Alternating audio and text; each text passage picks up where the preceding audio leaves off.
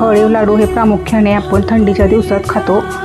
ते शरीराला उपयुक्त असे आहेत आणि अळीवामध्ये लोह, कॅल्शियम आणि क जीवनसत्वे असतात। इथं मी अळीवाचे जे लाडू आहेत ते बनवते। यासाठी मी आधी अळीव भाजून छान घेतलेले आहेत आणि जवसही भाजून घेतलेत आणि इथं नारळाचा जो किस आहे तो भाजलेला आहे आणि त्यामध्ये सुकामेवा, भाजलेले अळीव आणि जवस घातलेले आहेत आणि यामध्येच आपल्याला घालायचा आहे गूळ आणि तोही छान यामध्ये वितळवून घ्यायचा आहे आणि गूळ वितळल्यानंतर त्यामध्ये आपल्याला घालायचे वेलदोडा आणि जायफळ पूड आणि अधूनमधून आपण यामध्ये साजूक तूपही घालणार आहोत आणि साजूक तुपामुळं या लाडूला छान अशी चव येते आणि आपला लाडू स्वादिष्ट आणि छान लागतो।